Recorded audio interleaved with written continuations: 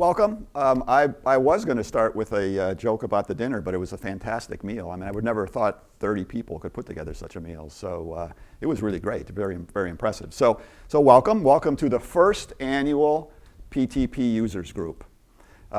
Very excited to be able to host the event. There will be many more to come. And if one thing that I've learned about PTP is when we start something, it gets bigger and bigger and bigger and bigger. So I've got our CFO already planning for the next few because they're going to get bigger, bigger, and bigger. Oh, and that's me, by the way. So, but again, welcome. It's really a pleasure to be able to host you, and it's really exciting to see everybody here. Jeff and I started the company, so we're co-founders, and given the topic that we have of evolution, and also given this is the first users group, we thought it would be best if both of us presented. I think you'll get a sense, for those of you who don't know us, I hope you get a sense of how we think, how we operate the business, how we started the business, the vision for the future. So that's one of the goals in a very short period of time. We're available, of course, throughout the day to answer any questions you might have, as well as at the end of this session. Please feel free to ask any questions. Before we get into the evolution, I have two thank yous. Number one, thank you for being here. I think we have a great set of speakers lined up. And then the interactive session with workshops and the panel, I think also is going to be very informative. I believe you're going to get some value out of this. I sure hope you get some value out of this. So thank you for attending. The second thank you is really for all of us, but from my heart. Thank you for your business. A number of you have been with us almost since the beginning, more in the last few years. All of you have trusted us with your critical asset, and that's your clients and your clients' customers and your customers' relationship. So that is really special to us. I can assure you we will do everything in our power to continue to earn that trust. So you just can't imagine how, when you start a company, we always believed we were going to be successful when Jeff and I started. But it's up to the market, and you all have really helped us, and I just want to thank you.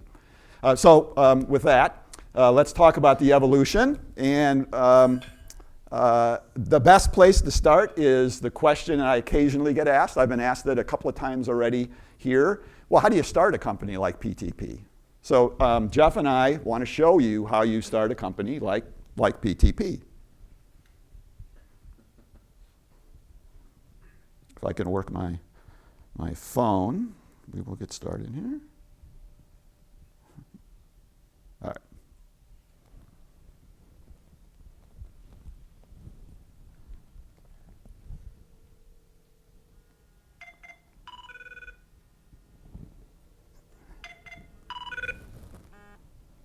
Hello.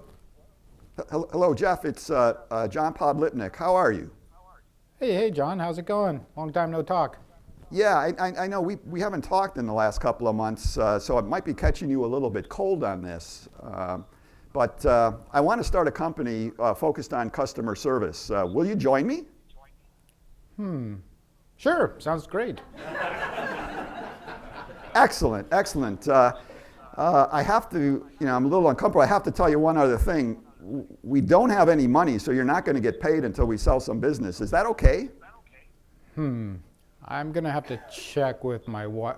No, that's great. Yes, I can do that. All right. Terrific. So I'll tell you what, why don't you think a little bit about what you want to focus on? I'll do the same, and let's talk again in a couple of days. Does that sound good? Perfect. Look forward to it. All right. Excellent. Thanks, John. Thanks. So that was like, I don't know, maybe a minute. The actual conversation probably took 5. So that's how easy it is to start a company. We had known each other. So we had known each other about 10. That was early 2004, and we had known each other in the early 1990s. So I think I first worked with Jeff in '94. So there was some bonding there that had already occurred, and we trusted each other. But a couple of other things about the way we started. No venture that there isn't any money, I think, is an important ingredient in the success of PTP. There's no venture capital money. There's no debt. We can do what we want. We have a long-term vision. We make investments for the long term. We're not short-term oriented, transaction oriented at all.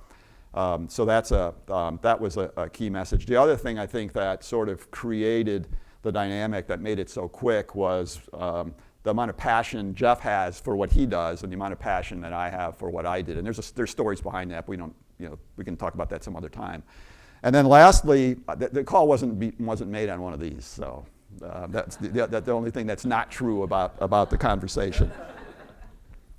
So I guess the other point would be, if any of you want to start a company and you know someone, you can do. I mean, it's just the call. But of course, careful what you wish for, because then there's no turning back. Then the work starts. So that's how we started. After that, we have some eras, and that's represented by these poster boards. So sort of the early years, and these are, I think, 4 or 5 years in general. The early years, the middle years, and then the last couple of years, and our future is shown on the board. Hard to read, so we'll have them displayed up here. But to just quickly summarize how these periods started was, so 2004, we actually started on April 1st, 2004. I remember going down to get to name the company and all that, and I didn't realize that. I went, oh boy, April Fool's Day is when we're starting our company. But we started, so April we started 2004, focused speech IVR contact center. So everything customer centric, right from the beginning. Middle years is really about heavy investment and expansion. This is where we are building out the organization, hiring great staff, high growth, and really, I believe, establishing PTP as a leader in that space, that speech IVR contact center space. More recently, last few years, on the chart over here, it's really adding in a CRM component and building out, heavily invest in that space. The model we have is to always focus on the customer, so always be customer-centric, your customers, and then expand by hiring great staff, forming a great partner ecosystem, and then fundamentally deliver value. What I particularly like about the positioning we have in terms of providing value to you in the customer experience space is there's a number of key drivers, but there's a couple I wanted to highlight. Number one is the millennials, and number two is the amount of technology disruption that exists today in that market space. So on the millennials, let me tell you a story. Back in the 1990s, I began to look at investing in the stock market. And I ran across a company that had a approach that compared birth rates to the S&P 500. And what they would do is they would take births, lag it 30 years, and then map where the S&P was. So I'm born in 53, lagged 30 years, 83, where's the S&P? Everybody that was born in that would be correlated. And it had an absolute direct correlation. So it was a huge rise, and then it came down as births came down. The logic of it is quite simple, that the key spending years for people are in that range. You buy houses, you have to fill a house, you have kids, you have to feed the kids, you have health, increased health costs, so really all markets. So you may be wondering, okay, so why is this guy talking about the baby boomers and what the story went, what the picture went on to say, it projected the future. I'm not talking about stock market, please. I mean, I got a lot of other issues I may create for you. I don't want to create a stock market, so I'm not talking about stock market. But it went on to talk about the echo boomers. So at that point, there was nothing called the millennials, right? So it showed another rise 30 years later when the baby boomers have kids. I have two. They recently bought houses. No children yet, much to my wife's disappointment. But there is a heavier investment in that, and that is the millennials. That is where we sit today with a $1.4 trillion spend that you want, and that we want to provide solutions that help you get that.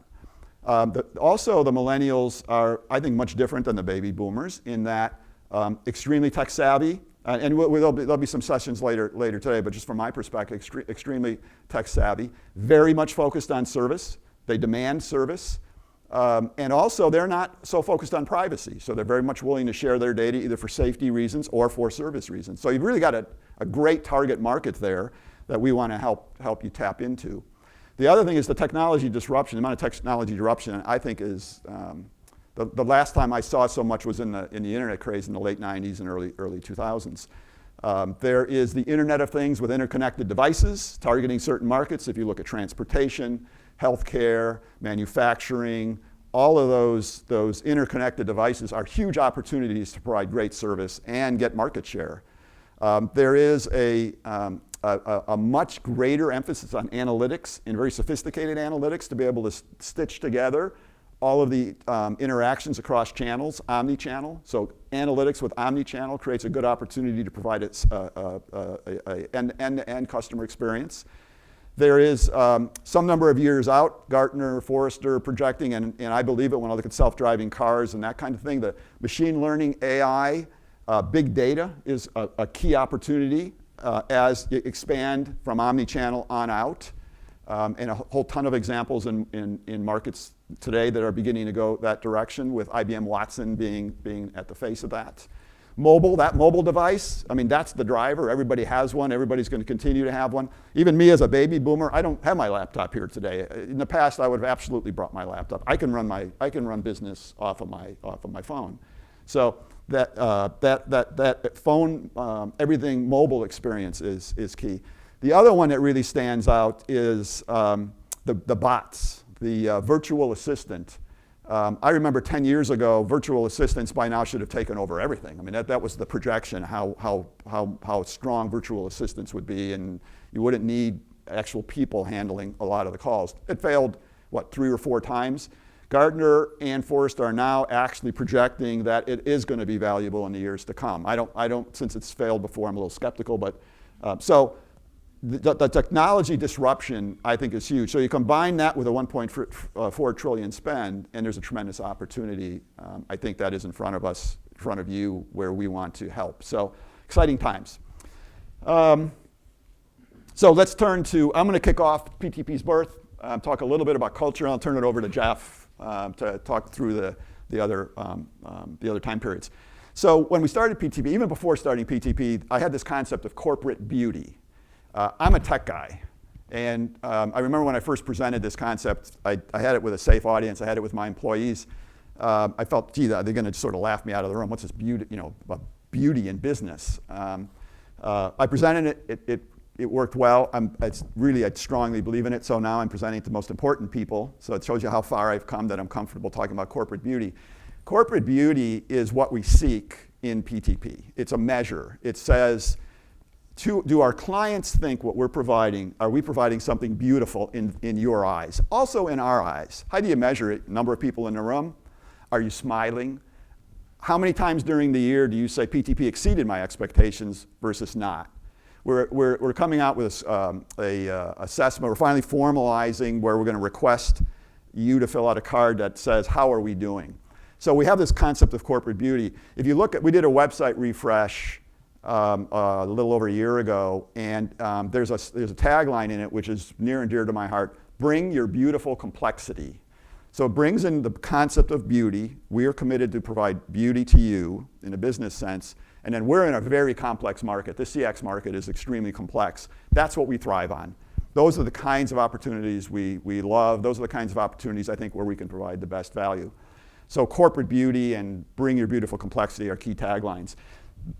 Then just to wrap up, you'll see goals. If you look at Performance Technology Partners, the name we picked from day one, performance-based means we want to get paid for outputs, not inputs. One of our initial contracts with Blue Shield actually had a key component of it being paid for results. We love those deals. I would love you to come to us and say, look, I want to engage you in this, but you're not going to get paid a dime until you do this. We love that because we are here to produce value. So that's a core concept of PTP. Technology, we're consultants essentially, so we're agnostic. And then to be agnostic, you better have a strong ecosystem of partners sitting behind you, and we do. So we invest heavily in our partners in order to be agnostic and be consultative. So with that, let me turn it over to Jeff. We'll go forward with 2005. Great, thank you. Welcome everyone. Thanks, John. So that first year was great. After the phone call with John, we sat down, we created business plans. He talked about corporate beauty. I'm like, this is awesome. Then my wife came and said, well, you just bought me this nice ring on Blue Nile. There's Blue Nile people here, one of our customers. And we have this mortgage payment thing. And it's great that you're having so much fun with John in this business, but when does that paycheck start coming? I'm like, that's a good point. So John and I said, what are we good at? What are we going to sell to the market? And when John had first made that phone call to me, I was working at Scansoft. Prior to that, it was Speechworks. I left before the Nuance acquisition. So I had a lot of experience managing large projects related to custom IVR applications with speech recognition. So I'm like, John, I'm really good with speech and IVR, and I know lots of people that are. Let's focus on that. So our first years were really focused around the speech and IVR market. And from day one, our emphasis has always been around, at the time it was called user-centered design. Now it's user experience, customer experience. But from day one, our focus has always been on what are your customers, end customer, going to experience? And make sure that that experience is what they want. And don't take an inward look and say my contact center has these groups and we have these silos and therefore our IVR needs to segment calls into these silos. Really look at it from your end user's perspective. And that's going to be a common theme throughout our evolution, is that we've always taken a customer-centric approach where the customer is your end customers. So we had some initial large custom IVR projects. And as we started talking to our customers and designing these custom IVR applications, we started talking to different groups in the contact center. And that when you take a user-centered approach to IVR applications, you find out that the routing after the IVR is impacting the caller experience. Marketing campaigns that are generating inbound calls into your contact center are impacting the caller experience. And so we said, wow, there's really an opportunity here to help our customers more by expanding beyond just IVR applications. And so in this first phase of our evolution, we had this really niche expertise around speech and IVR, but also saw this broader opportunity. And also early on, we said, in order for us to be successful and grow, we don't have our own products, we don't have our own platform, so we needed a large partner ecosystem. So early on, partners saw the value that we brought, and we saw value in partnering with them so that we could offer end-to-end solutions to our customers. And during this first phase is when we initially established our formal partnership with Genesys, and we targeted them as being the leading contact center platform, as well as we established partnerships. This is back 10, 12 years ago with two of the largest cloud-based Genesys contact center solutions. So from early on, we were focused on user-centered design, a large partner ecosystem, and cloud. And as we've evolved, those three components have remained important. So next, we're going to show a short video around speech and IVR. Thank you for calling the world's largest telecommunications company. Please say why you are calling. I need to speak to a person? Did you say person? Yes, about my bill. Could you get me to someone, please?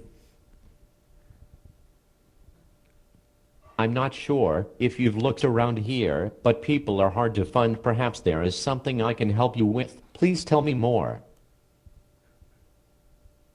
Agent. Sales. Orders. Are you trying to circumvent me? You don't want to do that. I can make things hard for you. I'm fourth generation IVR. Agent. Sales. Orders. Repair. Oh, so you don't believe me? Are you sure you want to go down this road? I will have you pushing buttons like an employee in an outsourced sweatshop. Please press 1 for sales. Press 2 if you are calling about your bill. Press 3 if you want to speak to an agent. Should I go on? I can do this for hours. Or do you want to tell me how I can help you? No, you can stop there. I just want to know why my bill is so much higher this month versus last month. Okay, I'll be happy to help you with it. Please hold for a moment while I get you to an agent that can help you. Please say or enter your 13-digit account number starting with the area code. Are you kidding me? 614-555-1111. Was that 614? So I'm sure all of you have had similar experiences in IVR applications. So when we first started PTP, a lot of our projects were to work with customers like Blue Shield to produce something that's a much better customer experience than what you saw here. So a lot of our customers had old traditional IVR applications that were likely designed by some IVR developer with no focus on the customer. So we came in, again, with the user-centered design approach to really design IVR applications and a full customer experience from the end user's perspective. First of all, it's the first users group, so we did not correlate the fact that when we put BSC, Lucia, that you would, Jessica, you would think that that's not what, that's not. Me out. But I do have this is a true story. This is a true Blue Shield story. So we were awarded the contract, a really critical contract, one of the early contracts at PTP of size and with a critical customer. And I was invited to dinner, and I went and sat down, and I sat down next to Calvin. And I introduced myself, and I handed him my business card. And Calvin looks at my business card, and he looks at it for an inordinate amount of time, and I'm thinking, did I give him the right card? And he says, so the address on the business card was 8033 Chris Court. He says, 8033 Chris Court. Yeah. He said, is that your home? And I went, yep. That's my home. He says, well, I'm on the investment. I'm on the decision. I was making the decision on you, and I Googled you, and I found it was your home. It's a nice home, but it's your home. I said, yeah, it's my home. He said, it's okay. It's okay. We decided to go with you. So the lesson learned. We went and got office space right the next day. So the first phase was really focused on speech and IVR, broadening into the contact center, starting our partner ecosystem, including cloud. The next phase of the evolution, which is this board over here, was really building out a large delivery capability for full contact center systems integration projects, including expanding our partner ecosystem. So in addition to reselling Genesis, we added Avaya Interactive Intelligence, and other partners such as VHT, Audio Codes West. And during this phase of our growth, it was really focused on proving to you customers the delivered value that we could bring into these large contact center systems integration projects, still with a focus on the user-centered approach, the user experience, the customer experience. Instead of focusing on the features and functions of a contact center product and what does Genesis Workforce Management do that Verint can't do, or what are the different ways that you can intelligently route calls, it's really looking at, from your customer experience, what do they want? What is their experience? And what impact does the front door into your contact center, the IVR, have downstream, and what are those downstream inputs? How does that impact your caller's customer experience? So during these 5 years, we successfully delivered lots of large contact center systems integration projects, both premise-based, where we would work with UN customers to install premise-based contact center solutions, as well as working with our cloud partners such as Quest, CenturyLink, and West to deliver cloud-based contact center solutions. So next I'm going to show another short video from Seinfeld. Can I help you? Name, please. Seinfeld, you made a reservation for a mid-size, and she's a small. I'm kidding around, of course. Okay, let's see. Oh, I'm sorry, we have no midsize available at the moment. I don't understand. I made a reservation. Do you have my reservation? Yes, we do. Unfortunately, we ran out of cars. But the reservation keeps the car here. That's why you have the reservation. I know why we have reservations. I don't think you do. If you did, I'd have a car. See, you know how to take the reservation, you just don't know how to hold the reservation. And that's really the most important part of the reservation, the holding. Anybody can just take them. Let me speak with my supervisor. Here we go. The supervisor. You know what she's saying over there? What? Hey, Marge, see those two people over there? They think I'm talking to you. So you pretend like you're talking to me. Okay, now you start talking. Oh, you mean like this, so it looks like I'm saying something, but I'm not really saying anything at all? Okay, now you say something else, and they won't yell at me because they thought I was checking with you. Oh, great, I think that's enough. See you later. I'm sorry, my supervisor says there's nothing we can do. Yeah, it looked like you were in a real conversation over there. But we do have a compact if you would like that. Fine. All right. Well, we have a blue Ford Escort for you, Mr. Seinfeld. Would you like insurance? Yeah, you better give me the insurance because I am going to beat the hell out of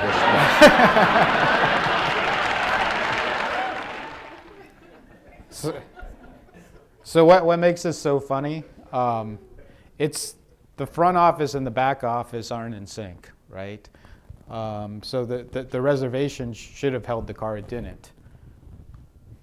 And we have 1 minute left. Okay.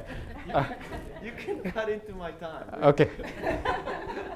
Who does really well at synchronizing the front office and the back office to provide a seamless experience? Our customer PayPal does. We've helped them over the last 5, 6, 7 years to implement a Genesis-based solution that effectively merges work between the front office and the back office so that everyone stays in sync, so that you avoid scenarios like this. The last phase of PTP's evolution, the last couple of years, is the market. The new buzzword is customer experience. We've been doing customer experience since day one here. But what's changed? What's changed is the omni-channel, multi-channel has made the large contact center platforms as well as the CRM providers all rush to provide omni-channel solutions. And that has started to cause overlap and convergence between the contact center providers and CRM. And PTP saw this as an opportunity, that there was confusion in the market, there was overlap between products, there was the promises that never materialized around CRM, there was customers that didn't really have CRM, there was contact centers that wanted to implement a holistic omni-channel solution across their silos, and we saw that as opportunity, and so PTP made another investment, and this time we invested in a CRM practice. So hiring top senior level CRM folks, as well as, again, along the theme of building out a partner system, established a formal partnership with Salesforce. And this allows us to provide the full customer experience solutions, not just into the contact center, but enterprise-wide, so break down the silos between sales, marketing, and contact center. And with our partner ecosystem of both contact center and CRM providers, really provide the best-of-breed solutions to our end customers. So we've made a big investment in this. We'll continue to. This customer focus, looking at the end users, looking at the customer experience, it's really what allows companies out there today to differentiate, and that's where PTP's value is. We are going to help you lead customer experience innovation, and a lot of that is going to be caused by continued disruption, whether it's technology disruption or business model disruption. And John talked about it earlier, that a lot of what we're doing and a lot of what we've seen and what has driven our evolution has been around this disruption. So since we've started PTP, what have we seen? We all now carry phones. Actually, we carry cameras in our pocket that allow you to make phone calls, right? That are computers. We have the shared economy, a new business model. So our customers such as Airbnb, Uber, the shared economy is really disrupting the experience of customers. So a quick short story. I had another story about Airbnb and disruption, but I had a better one last night. So I got my daughter, my 6-year-old daughter, I showed her Pokemon Go on my phone, and she's like, wow, this is really cool. So I got my old phone and installed it on her, so she plays Pokemon Go on my phone. And we mostly just play it around the house. And in El Dorado Hills, where I live, there's like one gym and a couple Pokestops. So last night, I took a screenshot of my phone of San Francisco with like 50 Pokestops and 5 gyms in the background. And I sent it to my daughter, and she's like, wow, she was blown away that there was that many Pokestops somewhere. So to me, Pokemon Go it's an example of disruption. It's a GPS-based technology with augmented reality. But the really cool part, and to me, when I look into the future, I can go home. Well, I don't go home till Friday, but I can go home till Friday and sit down with my daughter on my phone, and we can make a reservation to stay in someone else's house on Airbnb. And we can find a house that has a Pokestop. You have to pay a little more if they're close to a Pokestop. But we can go stay in someone else's house to play a game where there's a virtual gym outside that house, where we're going to catch virtual monsters and battle them each other in that virtual house. And to me, that's pretty cool. And when we want to go to eat, what do? We go to Yelp, right? So crowdsourcing. And we're going to find a good restaurant, but we're going to find a good restaurant that has a Pokestop nearby, right? So, and that's my 6-year-old daughter. I mean, the millennials are into that just as much, and they all have their own phones. But that customer experience shows you, it's no longer just providing a good experience into the contact center. It's no longer just breaking down the silos between sales, marketing, and the contact center. The customer experience now is cross companies. It's going to Yelp, it's going to Airbnb, it's taking the Uber to get there. It's the game company, it's the whole experience. And that's where customer experience is going. That's where it is today, and we're excited to help you get there. So thank you. So to close, PTP is a young company. We've been in business for, 12 years or so now, but 10 years from now, all of these pictures here are going to be the early years, and where the middle sits is where we're going, into the CX space, and implementing what Jeff presented with you to provide value into what your particular goals are. We're going to do that with Corporate Beauty. We're going to do that exceeding expectations, all the principles that we have. And I am excited to see you all in the room. I am excited about the next user group that we're going to have. Jeff and I are available to answer any questions. I know we're over, but we can take, if there's anybody has any questions, we'd be happy to take them now. But we're around for the rest of the day and this evening as well. So I look forward to talking with each of you. Questions?